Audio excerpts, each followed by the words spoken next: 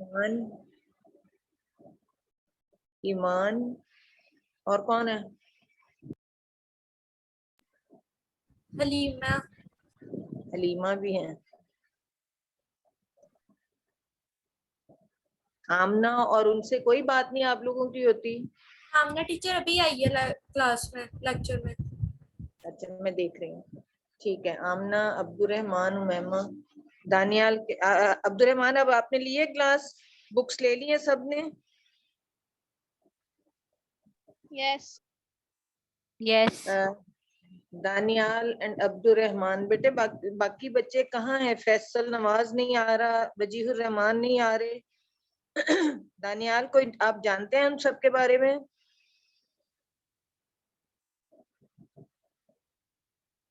دانیال بیٹے اپنے فرینڈس کو فون کر کے بتایا کریں نا کلاس لینی ہے آپ لوگوں نے.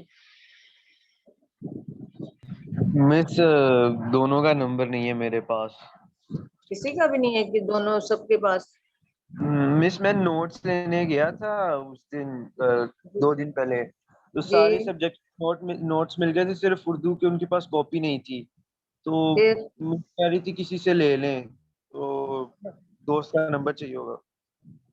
تو آپ کسی دوست سے نمبر سے لے نا، کہیں سے کسی نے لیے ہوں گے. فیصل نے اگر لیے ہیں تو اس کے پاس ہوں گے، اس سے پوچھیں اور پھر واٹس ایپ پہ اس سے کر لیں. تو بیٹا کام تو آپ نے ابھی بھی نہ اس چلیے کا میں مطلب. فیصل سے بات کر لوں. ہاں جی ان کو کہیں کہ کلاس بھی اٹینڈ کیا کریں. جی جی ٹھیک ہے. اٹینڈنس آپ لوگوں کی میں نے سینڈ کی تھی. اٹینڈنس آپ کے گروپ پہ میں کر دوں گی تو آپ کے گھر والوں کو پتا چل جائے گا کہ کون کون بچہ نہیں لے رہا کلاس. اچھا جی اس کی ایکسرسائز تھی ہم نے کی.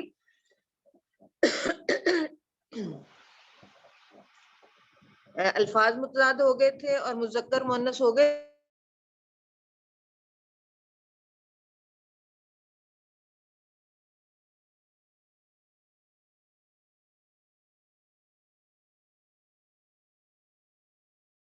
ٹینتھ کلاس میں ہوں گے، یہاں نہیں ہوں گے.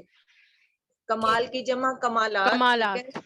ٹھیک ہے. شعر کی جمع اشعار. مشاعرہ کی جمع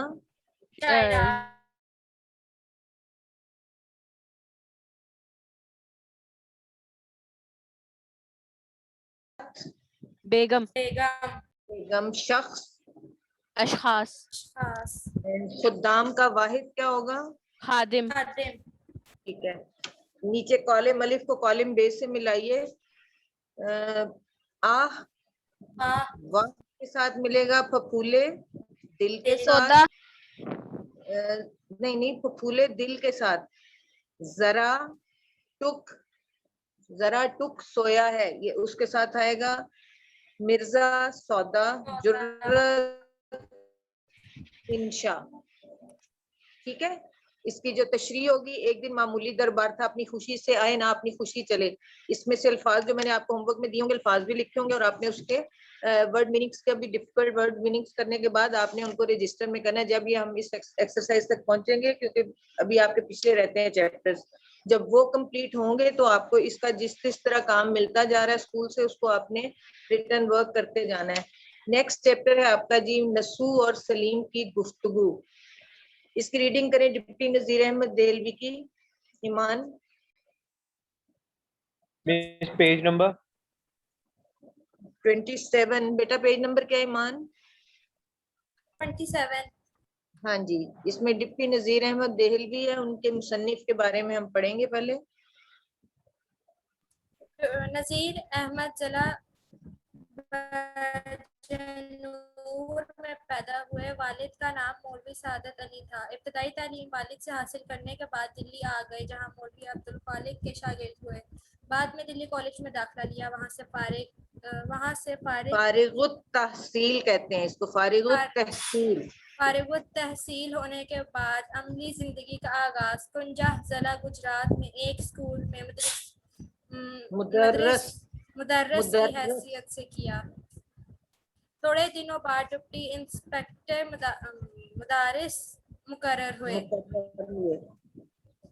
1861 میں انڈین پینل کوڈ کے ترجمے کی وجہ سے پہلے تحصیلدار اور بعد میں افسر بندوبست بنے۔ سرسالار جنگ کے ایما پر انگریزی ملازمت چھوڑ کر حیدرآباد دکن کی ملازمت اختیار کی۔ ایک عرصے تک وہاں خدمت انجام دینے کے بعد ملازمت چھوڑ کر دلی آ گئے اور بقیہ زندگی یہیں گزاری۔ ٹھیک ہے، چلیں آگے آپ پڑھیں امیمہ۔ آپ کے ناول اصلاحی انداز کے حامل ہیں کیونکہ ان سے انہوں نے مسلمانوں کی اصلاح کا کام لیا۔ اگرچہ ڈپٹی نذیر احمد کی مقصد پسندی نے ناول کے فن کو کسی حد تک متاثر کیا ہے، لیکن یہ مقصدیت ان کے اسلوب بیان کی لطافت اور چاشنی کو ختم نہیں کرتی۔ ان کی زبان علمی بھی ہے اور عوامی بھی۔ معاشرتی لطافتوں کے آئینہ دار محاوروں کے استعمال کا انہیں ملکہ حاصل ہے۔ بالخصوص عورتوں کی مخصوص زبان، محاوروں اور مکالموں کے وہ استاد تسلیم کیے گئے ہیں۔ نذیر احمد دہلوی کا شمار اردو کے ارکان خمسہ میں ہوتا ہے۔ آپ اردو کے پہلے ناول نگار ہیں۔ آپ کے ناولوں میں معاملات العروس، بنات النعش، توبۃ النصوح، فسانہ مبتلا اور ابن الوقت زیادہ اہم ہیں۔ جی، ڈپٹی نذیر احمد جو تھے ہندوستان میں دلی کے جو تھا بجنور میں پیدا ہوئے، پھر دلی میں تعلیم حاصل کی اور وہاں کالج میں داخلہ لیا، اور عملی زندگی کا پریکٹیکل جب لائف میں آئے تو انہوں نے پاکستان میں کنجا گجرات کے پاس ایک جگہ ہے، وہاں سے استاد کی حیثیت سے کیا، مدرس کی استاد کی حیثیت سے کیا، اور پھر تھوڑے عرصے بعد ڈپٹی انسپیکٹر مدرس مقرر ہو گئے۔ پھر ان کے تحصیلدار اور بعد میں افسر بندوبست بنے۔ انگریزی ملازمت چھوڑ کر حیدرآباد دکن میں ملازمت اختیار کی۔ پھر اب آگے ان کے جو ہیں ان کے کارنامے ہیں کہ انہوں نے کس طرح کے ناول لکھے ہیں، ان کو اردو کے ارکان خمسہ میں شمار کیا جاتا ہے۔ ہم نے پڑھا تھا نا کلاس 8 میں، ارکان خمسہ میں وہ جو 5 مصنفین تھے، جس میں سر سید احمد خان بھی تھے، ڈپٹی نذیر احمد، اور بھی 2-3 اور تھے، تو ان کو ارکان خمسہ کہا جاتا ہے اردو کے مصنفین کو۔ آپ جو تھے اصلاحی انداز کے ناول لکھتے تھے کیونکہ ان سے انہوں نے مسلمانوں کی اصلاح کا کام لیا۔ آپ اردو کے پہلے ناول نگار ہیں، اور ان کے جو ناولوں میں جو مشہور ناول ہیں ان میں میرات العروس، بنات النعش، توبۃ النصوح، فسانہ مفلا اور ابن الوقت شامل ہیں۔ اور یہ جو ہم پڑھیں گے سبق، یہ بھی ان کے ناول جو ہے توبۃ النصوح سے لیا گیا ہے۔ اب اس میں جو لکھا ہے نا کہ انہوں نے ان کو زبان جو ہے ان کے ناولوں کی زبان علمی بھی ہے اور عوامی بھی، یعنی کہ عام فہم زبان میں وہ محاورات اور جملوں کا استعمال کرتے ہیں، اور ان کا اس میں انہیں ملکہ حاصل ہے۔ ملکہ کا مطلب ہوتا ہے ان کو اس بات میں پورا عبور حاصل ہے، انہیں پوری خوبی حاصل ہے اس کام میں کہ وہ اس کام کو بڑے اچھے طریقے سے لکھتے ہیں، اور خواتین کے محاورات کی زبان کو وہ استاد تسلیم کیے گئے ہیں۔ اب چیپٹر شروع کرتے ہیں، نسو اور سلیم کی گفتگو۔ حلیمہ پڑھیں بیٹا، یہ پہلے اوپر جو اس کا وہ کہانی کا بیس ہے ذرا وہ پڑھیں۔ دلی میں ایک سال ہیضے کی سخت وبا آئی، یہاں سے دلی میں ایک سال ہیضے کی سخت وبا آئی، نسوح بھی دیگر افراد کی طرح ہیضے میں مبتلا ہوا اور سمجھا کہ موت قریب ہے۔ مایوسی کے عالم میں اسے عاقبت کی فکر ہوئی۔ ڈاکٹر نے اسے جواب آور دوا دی، خواب آور نیند کی خواب آور دوا دی تو وہ سو گیا۔ خواب میں اس نے مرنے کے بعد عاقبت کے دل دہلا دینے والے مناظر دیکھے۔ وہ ہڑبڑا کر اٹھ بیٹھا۔ خواب سے بیدار ہو کر نسوح کو اپنی اور اپنے خاندان کی بے مقصد زندگی پر افسوس ہوا۔ اس نے گزشتہ زندگی کی تلافی کا عہد کر کے اپنی بیوی فہمیدہ کو خاندان کی اصلاح کے لیے اپنا مددگار بنایا۔ اسی سلسلے میں ایک روز اپنے بیٹے سلیم کو بالا خانے بتاتی ہوں۔ بالا خانے پر صبح کے وقت بیدارہ کے ذریعے بلا بھیجا. آج جی تو میاں بیوی. ایک سیکنڈ رکیں ذرا.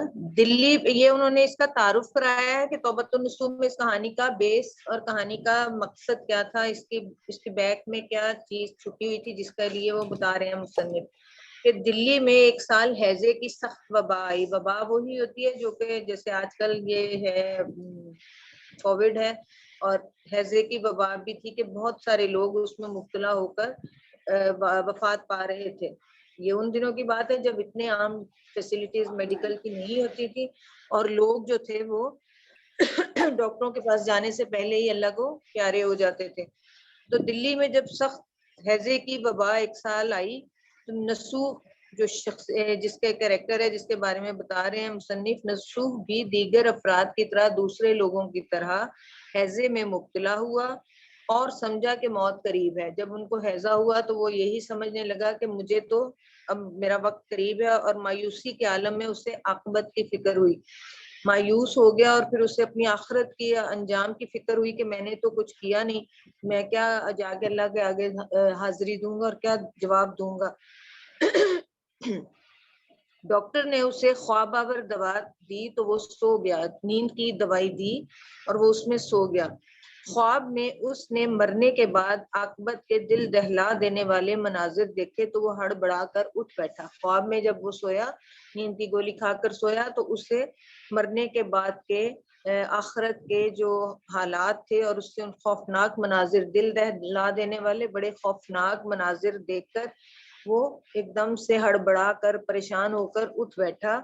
خواب سے بیدار ہو کر, خواب سے جاگ کر بیدار ہو کر نسوح کو اپنی اور اپنے خاندان کی بے مقصد زندگی پر افسوس ہوا. اسے افسوس ہوا کہ ہم نے تو اپنی زندگی ایسے ہی گزار دی, ہم نے تو کوئی اپنی انجام کی آخرت کی کوئی فکر نہیں کی, کیا کریں گے. اس نے پھر عہد کیا کہ یہ پرانی جو زندگی میں نے گزاری ہے اس کی تلافی کا کہ اس کی معافی کا اور اس چیز کو چھوڑنے کا عہد کہ اپنی بیوی فہمیدہ کو خاندان کی اصلاح کے لیے اپنا مددگار بنایا, اپنے گھر والوں کی درست کرنے کے لیے, ان کو درست سمت میں ڈالنے کے لیے اس نے اپنا ساتھی بنایا. اسی سلسلے میں ایک روز اپنے بیٹے سلیم کو بالا خانے پر صبح کے وقت بیدارہ کے ذریعے بلا بھیجا. بالا خانہ ہوتا ہے چھت کے اوپر والا جو کمرہ جو ٹیرس ٹائپ ہوتا ہے اور ساتھ اس کے کمرہ بھی ہو, اس کو بالا خانے کہتے ہیں, اوپر کی منزل کا کمرہ. بالا خانے پر صبح کے اسٹور وقت روم. بیٹے سٹور نہیں ہوتا ہے, کمرے پرانے زمانے میں ہوتے تھے کہ لوگ چھتوں پر سویا کرتے تھے اور وہ جو چار پائیاں یا بستر وغیرہ رکھنے کے لیے ساتھ ایک کمرہ رکھا جاتا تھا, اس کی کھڑکیاں اور دروازے کھول کے بھی کسی وقت بارش کے موسم میں بھی اندر سو جاتے تھے. تو اس کو سٹور نہیں کہتے, اس کو کمرہ ہی کہیں گے, اوپر والی منزل پر کمرہ. اور بیدارہ اس کی ملازمہ کا نام ہے, اس کے ذریعے انہوں نے اپنے بیٹے سلیم کو اوپر بلایا. اب آگے جو ہے گفتگو ہوگی ان کی آپس میں, بچوں کے درمیان, ملازمہ کے درمیان کس طرح یہ گفتگو ہوتی ہے, اس سبق میں آگے ہم یہی پڑھیں گے. چلیں پڑھیں آگے. آپ کون ہیں؟ ہمنا, اب آپ آگے پڑھیں.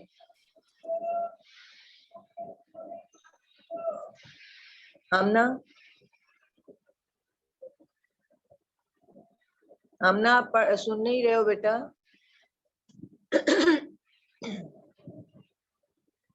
ہمنا آپ ادھر نہیں ہیں کلاس میں؟ ہمنا جواب تو دیں بیٹا. چلیں دانیال آپ پڑھیں.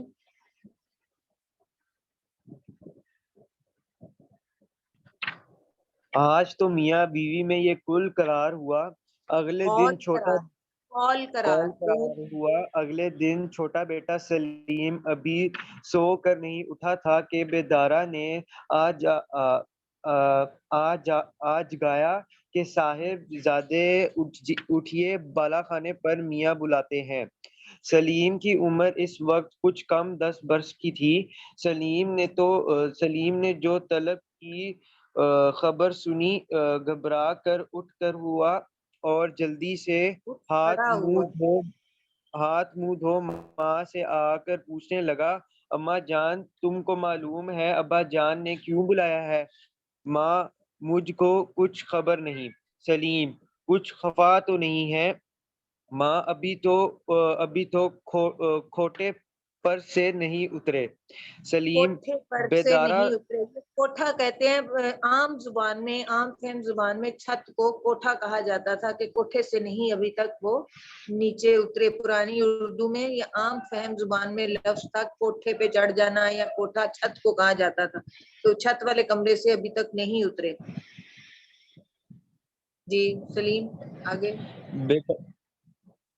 بیدارہ تجھ کو معلوم ہے میاں میں اوپر لوٹا لینے گئی تھی، میاں اکیلے بیٹھے ہوئے کتاب پڑھ رہے تھے، میں آنے لگی تو میاں نے آپ کا نام لیا اور کہا کہ ان کو بھیج دیجیو۔ صورت سے کچھ غصہ تو نہیں معلوم ہوتا تھا؟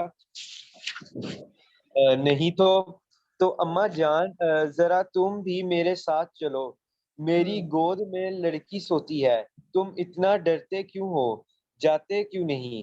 کچھ پوچھیں گے، جو کچھ بھی پوچھیں گے تم اس کا معقول طور پر جواب دینا۔ چلیں عبد الرحمان غرض آپ پڑھیں بیٹا۔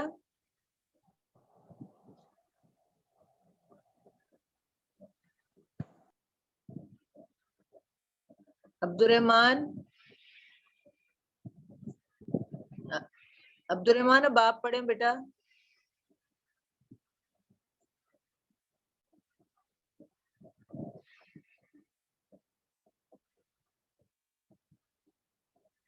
آواز نہیں آ رہی مجھے آپ کی، مائک کو انمیوٹ کریں اور پھر ریڈنگ کریں۔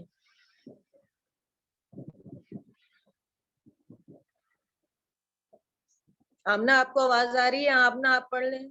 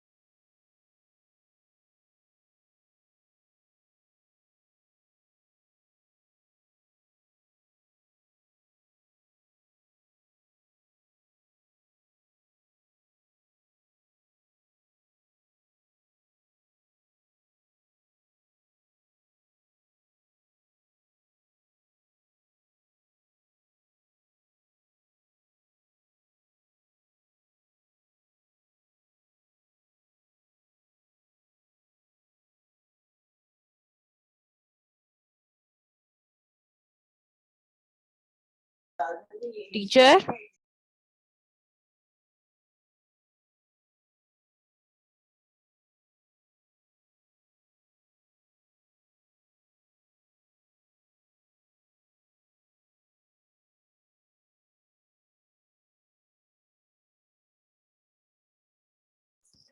ٹیچر